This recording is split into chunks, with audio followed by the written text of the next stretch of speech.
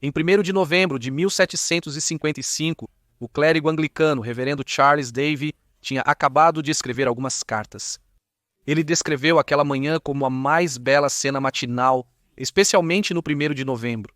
O sol brilhava esplendorosamente. Todo o rosto do céu estava sereno e claro, sem o menor sinal de aviso do evento que se aproximava. Esse evento foi o Grande Terremoto de Lisboa e é um dos mais importantes da história da Europa. Não só mudou a face de uma das maiores cidades da Europa, mas também transformou a política e a economia de todo o continente. Desencadeou novas linhas de investigação filosófica durante a Era do Iluminismo e causou a criação de uma nova ciência que ainda está em desenvolvimento hoje. É uma história que merece ser lembrada. Apesar de seu império ter sido reduzido no século XVIII, em meados do século Portugal, ainda era uma potência mundial e Lisboa um importante centro comercial. Uma parte significativa disso se deveu à descoberta de ouro no Brasil, a colônia mais lucrativa de Portugal, em 1690, seguida pela descoberta de diamantes em 1720. Tantos portugueses imigraram para o Brasil, até 400 mil, por causa da corrida do ouro, que o país ficou privado de mão de obra e o rei João V teve que proibir mais imigrações em 1709.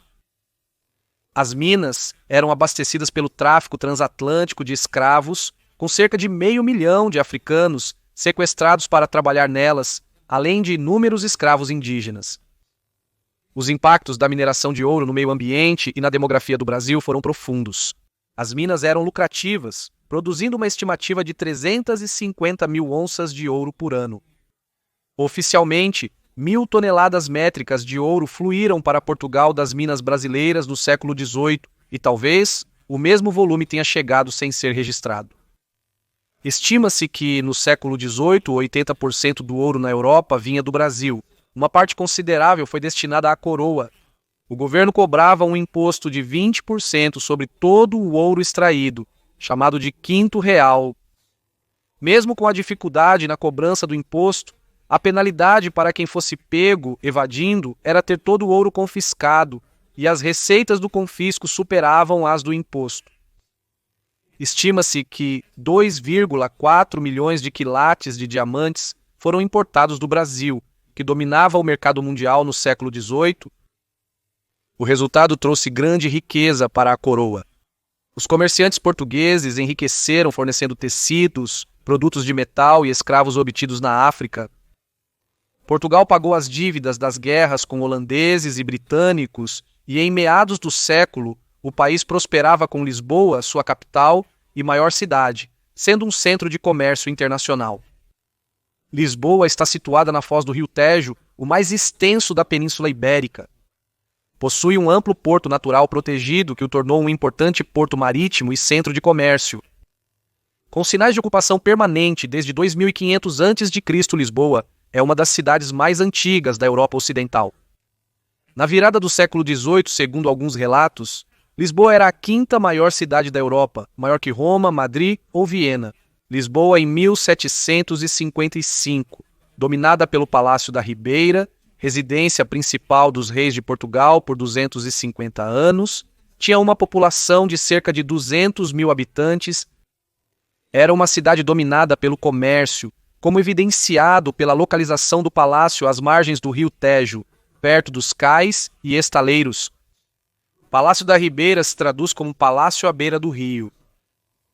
Inundado pelo ouro brasileiro, o rei João V expandiu o palácio e transformou sua capela em uma imensa igreja barroca no início do século. Seu sucessor, José I, construiu a Ópera Real anexada ao palácio em 1755.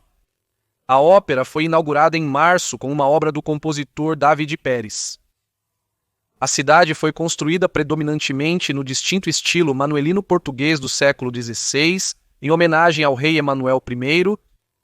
Lisboa, uma cidade católica devota, possuía muitas catedrais, mosteiros e 72 conventos.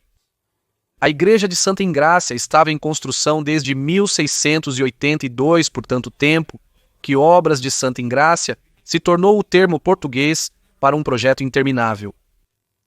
Lisboa, em 1755, também era uma cidade de notória disparidade de riqueza, com os pobres vivendo em condições terríveis, tendo a reputação de serem sujos.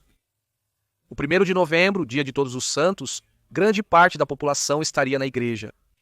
A família real celebrou uma missa ao nascer do sol, mas deixou a cidade, pois uma das filhas do rei queria passar o feriado na costa. Era uma manhã clara e brilhante e a maior parte da população de Lisboa estava celebrando a missa. O primeiro pressentimento do que estava por vir ocorreu por volta das 9h30 da manhã.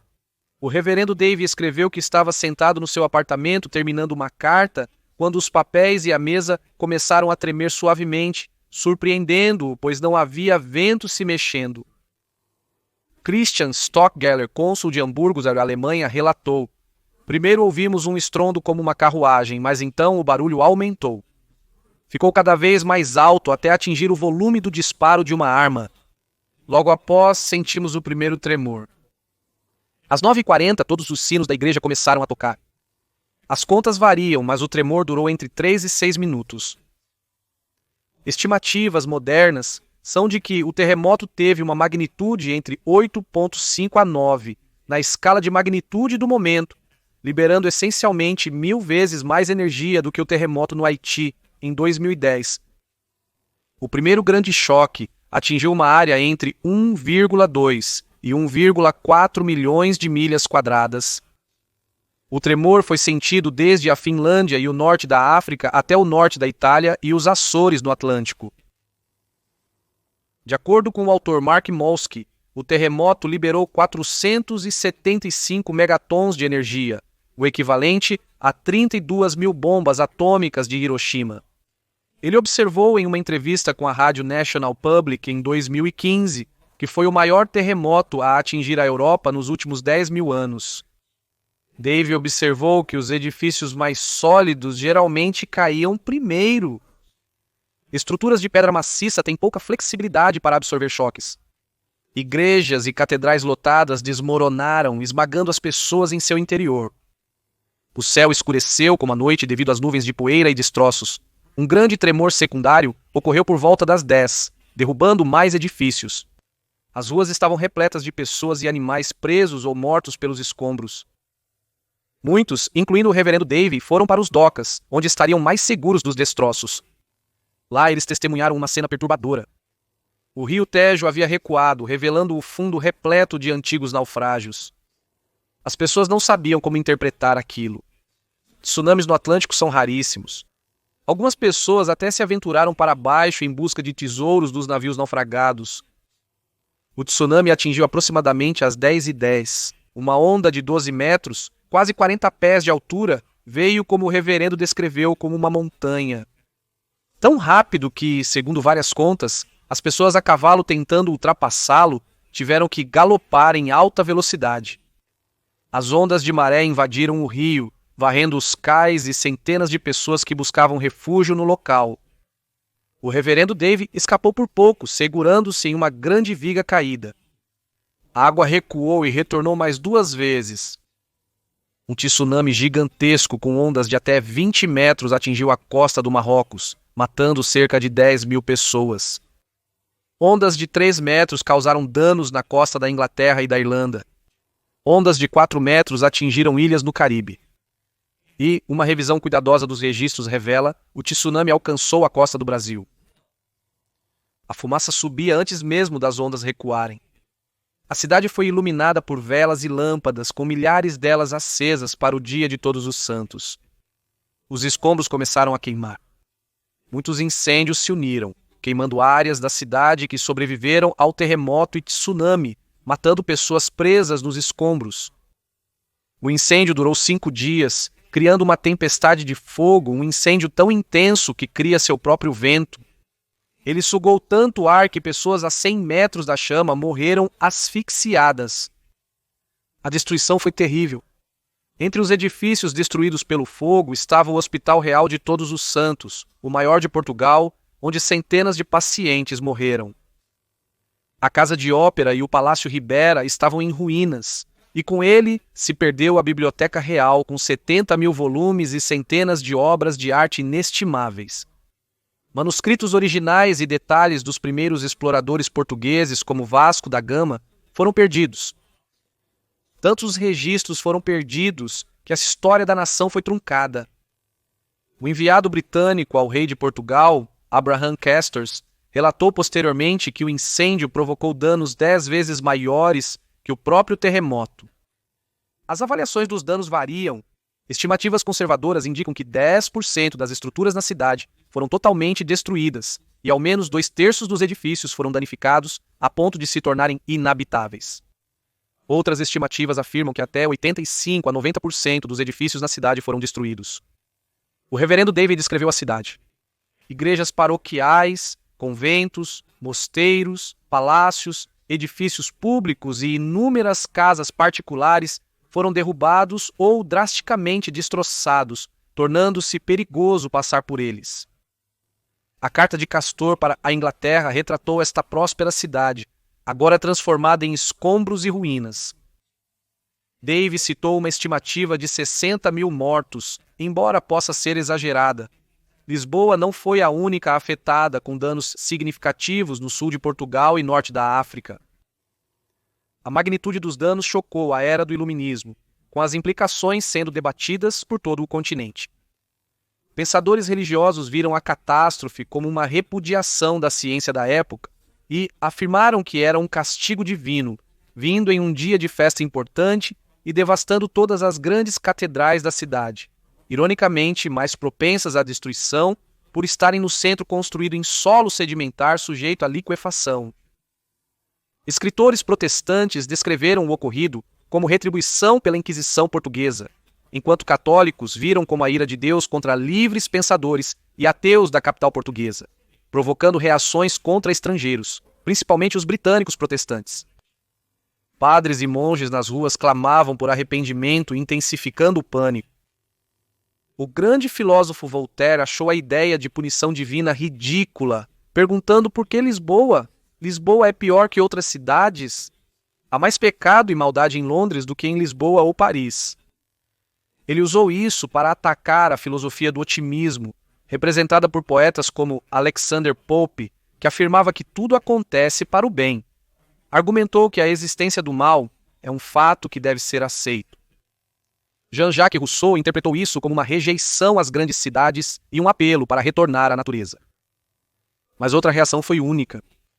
Embora poucos estudiosos tenham discutido desastres como eventos naturais no passado, na era do Iluminismo, com uma maior publicação de ideias, os terremotos foram amplamente vistos como fenômenos naturais a serem estudados, desafiando a base do poder da Igreja na Europa. As discussões foram, em geral, infrutíferas. Immanuel Kant supôs que a ação vulcânica se devia à combinação subterrânea de enxofre e ferro. Outras teorias relacionavam os tremores à circulação de ar na crosta terrestre, descargas elétricas ou explosões espontâneas de gases subterrâneos. A discussão dos terremotos como fenômeno natural com explicação científica foi uma mudança tectônica, mas os teóricos da época não conseguiam vislumbrar a tectônica de placas, e sua discussão proporcionou pouco entendimento. Estima-se que o terremoto custou a Portugal o equivalente a quase metade do seu produto interno bruto, acelerando o declínio do seu império. No final do século XVIII, o império que havia sido descrito como o primeiro império global do mundo era uma pequena sombra de si mesmo, transformando a Europa e o mundo para sempre.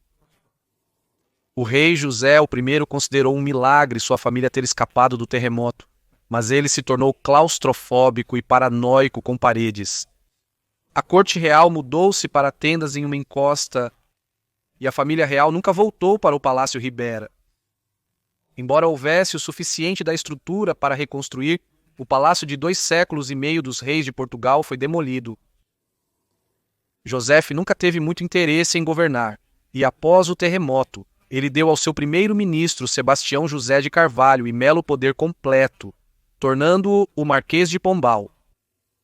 Governando como um rei, Pombal tomou medidas após o terremoto, organizando bombeiros para extinguir o incêndio, restaurando a ordem ao enforcar saqueadores, usando o exército para impedir que as pessoas abandonassem a cidade, pois precisavam delas para reconstruir, se livrando dos corpos para prevenir doenças e reconstruindo a cidade com um novo plano moderno que incluía a arquitetura pombalina, uma das primeiras construções feitas para resistir a terremotos, usando estrutura de madeira flexível.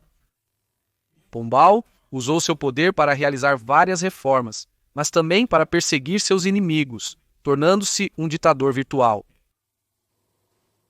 Talvez o mais importante, Pombal enviou por todo o país uma série de perguntas detalhadas sobre o terremoto: que horas aconteceu, quanto tempo durou, de que direção veio, em que direção os prédios caíram, quando o tsunami atingiu, quão alto era o tsunami, e esses dados permitiram uma reconstrução científica do evento e, portanto, são vistos como a base da ciência da sismologia, o estudo científico dos terremotos.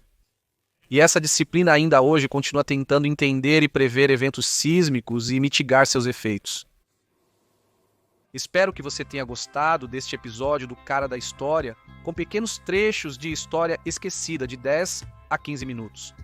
Se gostou, clique em curtir.